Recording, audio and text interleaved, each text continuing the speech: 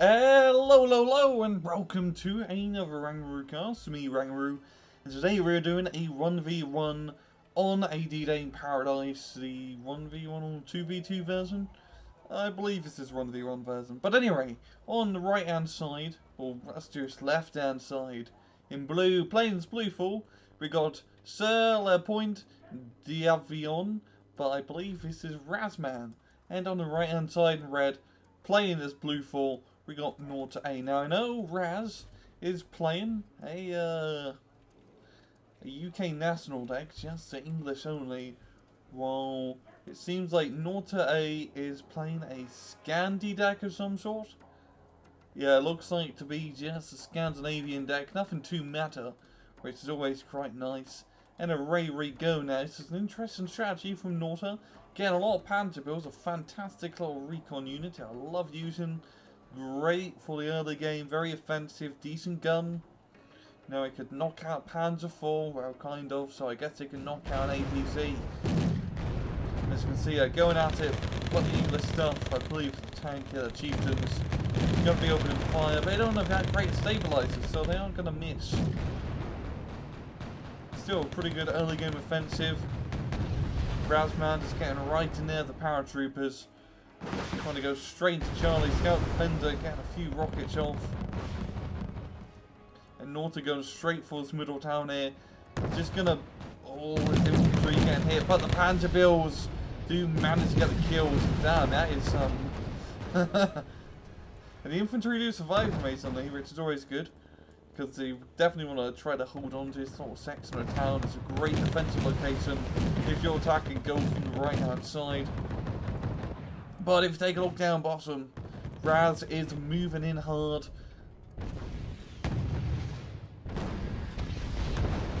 Sir Le Point. Fusiliers going at it, Live Gardens. With support from the M113s. And here we go, it's got quite a big force here.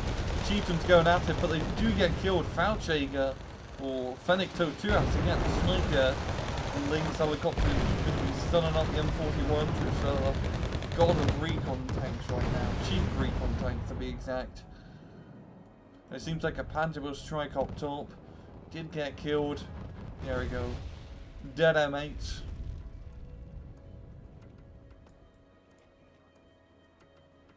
And then down bottom, Bravo. Neither side really going for it. Just quite peculiar. It's usually quite a high contested point. Great place to Jaeger spam, but there's no Jaegers in either guy's deck. So, and also it could do Governments, which are always a good counterpart to your Jaegers. It really seems like Raz is just playing the middle. Oh, actually got a Challenger 2 in here, which is definitely a great unit to have. Especially in a Scandinavian deck, because you really do not have much AT capability against a Charlie 2. Your best bet's either to flank it, or try to get some ATGM missile on it. So you've got an MLU being brought out, it's definitely what he needs. But as you can see, it does survive. Oh! Almost surviving. But that's a good kill, definitely worth using that MLU. There's Charlie 2's definitely a pain in the butt. So killing everyone you can is always a good idea. And the Fusilier 90 is trying to get into the town, but they do just get ranked by the autocannons. Green Jackets going after the M113s, and they do get stopped, and honestly NorTA is just doing a very good job with this offensive. He's got Gove, he's pretty much moving up into Foxtrot, and really starting to gain presence in the area. We've got Harrier GR5, we don't see that all too often. Dropping in some bombs, doing quite a bit of damage to one of the squads. There we go, around, bringing up reinforcing. Good old Fusilier 90, a fantastic 15-point infantry unit. We've got such a wicked rocket launcher, pull out price. We've got some Charlie Mark runs. And NorTA got CV up in Gove, going to be gaining that very nice little +1 point advantage.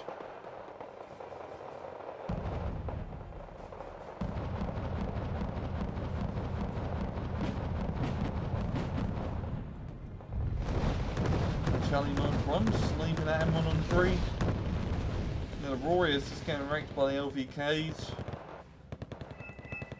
I believe this is the AA version, isn't it? Yeah, it is. Don't see that all too often. Row Saxon in the backline managing to snipe the CV. And the infantry CV, the problem was, I believe it wasn't even in the town, so it did just get mowed down by those M2 Brownings.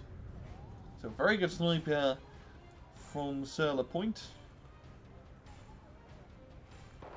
No, trying to move across, but the Fort Jaegers gets a snipe across the river. We've got more storm airs being brought up.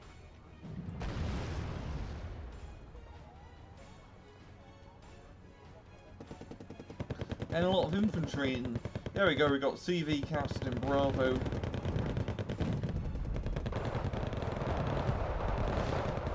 Allowing him to gain that +1 point advantage.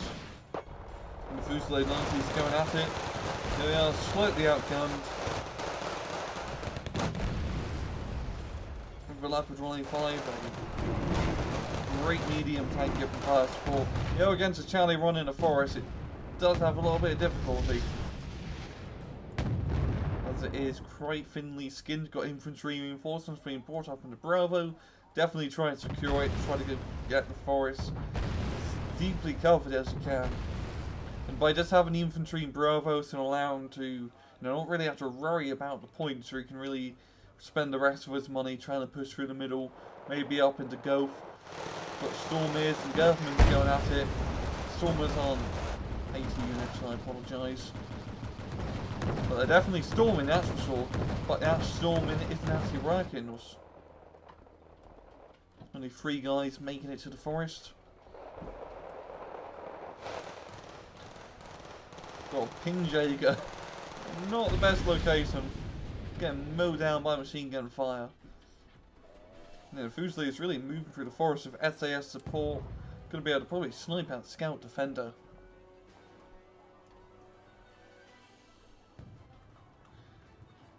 And neither side really making any crazy advances. Neither of them even trying to put CV in Foxtrot. Even though Foxtrot is rather unsecured. I mean, Razzman or Sir only really has all his forces down in the bottom. I mean, NorTA could definitely do a push up top and try to just secure top half of Foxtrot and get a CV captain there.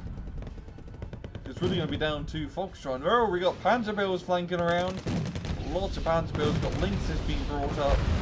Rocket launchers doing due diligence in knocking out those recon tanks and saving the command CV, turning off the rapid smart idea. I don't want to reveal its position, but you don't want to get the Lynxes into the forest because the machine guns of the Panzerbills at close range will definitely wreck them. If he's getting Foxes, going to try and sniff them out. He's going to Chieftain Mark 11 because why not? Even from his position, it's a good tank to have. You can shoot across the river. SK-60Bs doing a dumb bombing run. Not dumb as in stupid, but dumb as in their missiles are rather inaccurate. They've got challenge mark runs, pounding array. A pretty decent cheapest point tank. It's not, let's take a look at the stats real fast. There we go. I mean, 115 points, 19 frontal armor is good to gun. It's a little bit lackluster. At only 17 AP, but it definitely makes up for that in accuracy. And that was definitely a bombing run right here, taking out quite a bit. Fusilier 90 is going to get pounded away. Missing that last rocket.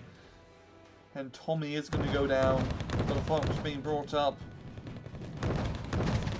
This will be enough to deal with that M103. It's proved to be quite a nuisance.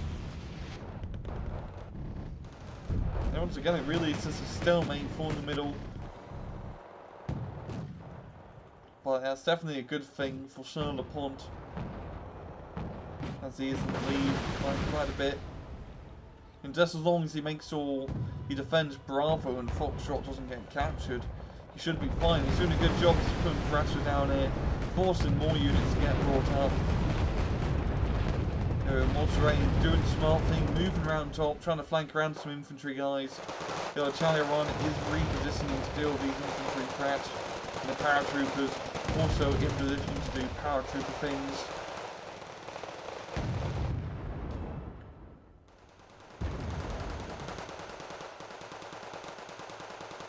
I don't know, it's Fouch Machegas definitely going to be taking advantage here. Oh, well, that's a challenger one suit jump. And that's how you get rid of an infantry squad. No VKs knocking out that thing. That helicopter, or I think it was a recon unit. Recon infantry. And oh, here we go. CV being brought up from NorTA, neutralising Foxtrot. Once again, bringing back the stalemate. And this stalemate is very good for Razzman. Sail the punt. I mean, honestly, it might just be in NorTA's best interest to just try and attack Echo. It's a little bit less defended.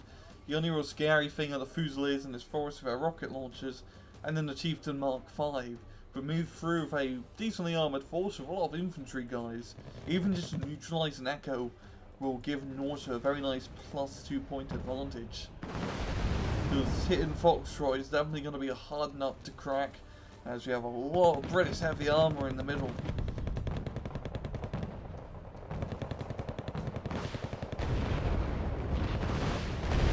Scout defenders going after the Fusiliers, Fennec getting in close with a 20mm cannon, or a decent close range support helicopter.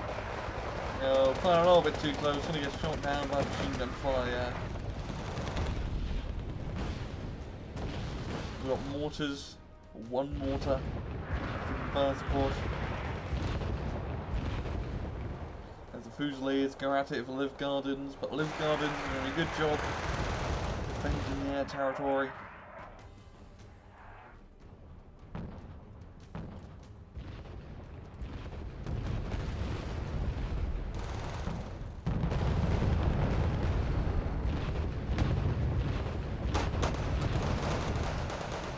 And there, Serlepon just getting more Fusiliers in the middle, just trying to keep his forests under his control at least. Used as a good contested ground to try and buy some time. And once again, really, NorTA should just think about attacking Echo, because this middle push is just not working. And even if he does capture it, it's only going to be a +1 point advantage. It's definitely winnable at only 81 points. There's going to be a lot more effort. Or even neutralising Bravo could probably work. Just infantry spam through here and hope for the best. The CV has been knocked down Foxtrot. Serlepon again, a very nice little +1. Fennec March 20 is just getting in way too close. You've got lots of scout defenders and the Fennec 202 just trying to snipe as much as they can, but raising one of their missiles on a lonely Pinjager. Pinsgra, whatever you say. Fighting Falcon dropping in some bombs. Knocking out the CV. Good kill, yeah. Rather obvious location. And we actually got some heavy artillery back here. Don't see all this too often in 1v1. We got a beacon, or beacon, very mutant looking of an artillery piece. Just look at your loading space. I'm guessing that's all the ammunition stored in the back of an auto-loader. Definitely a really odd looking unit, I have to say. But hey, if it works, it works. Block just getting sniped out the sky.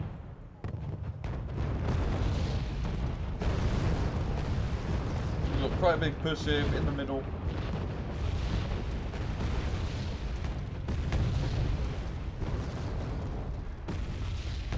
Artillery's going to do a pretty good job to suppressing the tanks.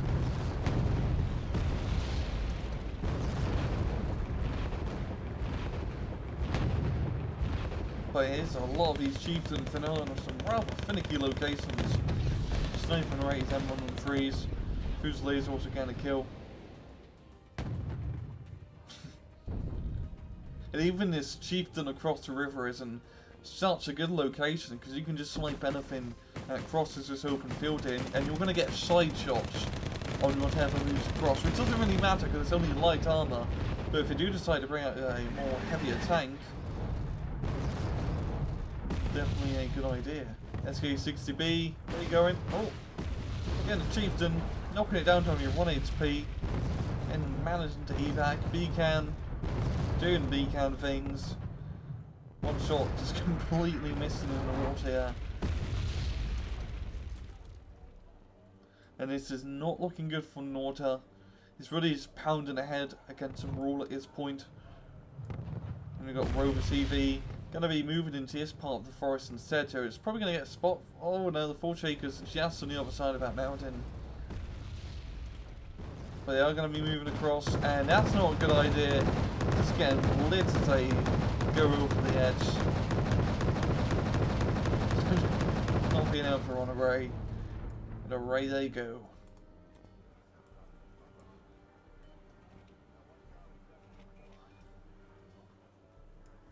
Both sides using rovers, rather interesting, because they are both playing blue for.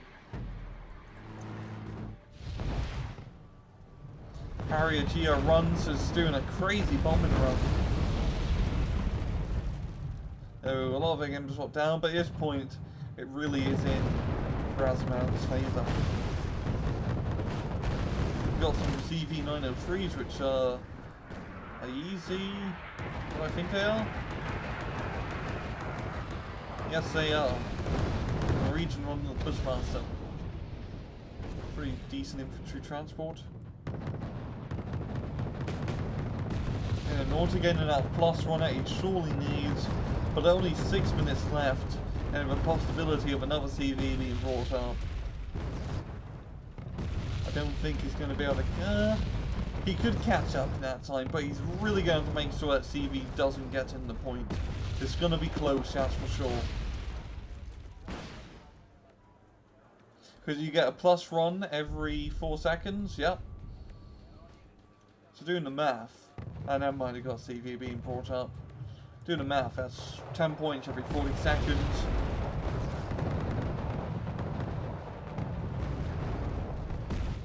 Yeah, definitely a close one. But the infantry CV moving up. Take it straight time out because it only has legs instead of reels.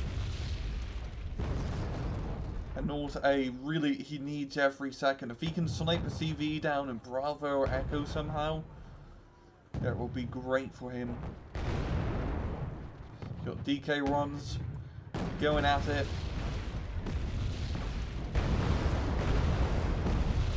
And the infantry CV just getting right into the edge, not bothering to go into the forest. Which may seem a bit inane, but I'm guessing he's expecting this place just to get lit up once it becomes neutralized. And NorTA only a 40-point difference, but there's 3 minutes left. Reinforcing the top side, making sure nothing crazy happens.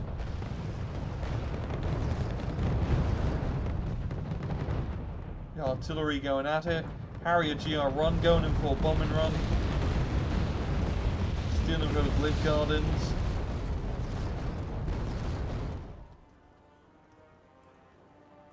Yeah, that's 2 minutes left. Don't think NorTA is going to be able to catch up. Harrier's going in for more bombing runs like it's 1982. Yeah, just got some random mortar fire trying to knock out CV. There's one big push here, everything moving up from NorTA, double or nothing. Managing to capture the point, but with only 1 minute left. It's not enough. It's not enough. Is he gonna find a CV? Yeah.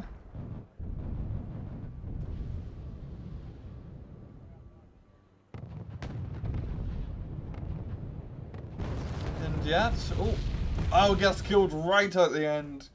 But that'll be a good game.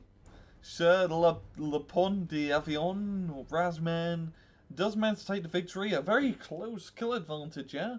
Only 95 points in difference, but yeah, a pretty good match from both sides as usual.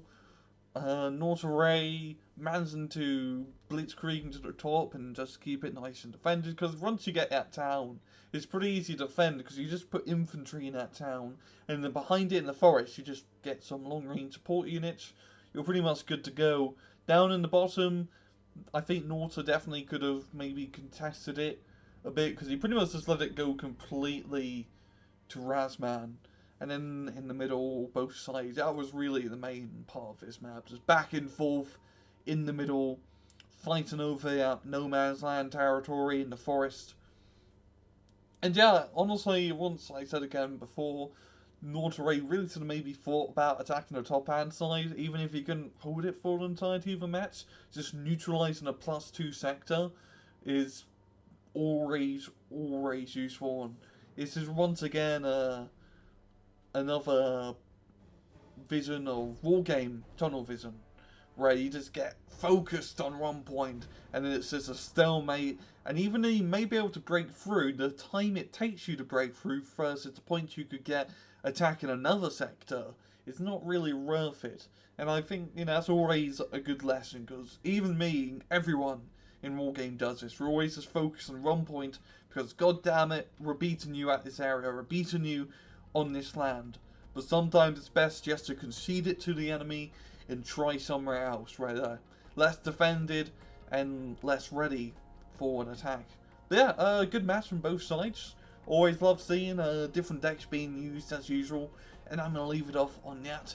This has been another RANGROO cast. I hope you guys enjoyed the video, and as usual, please just take it easy.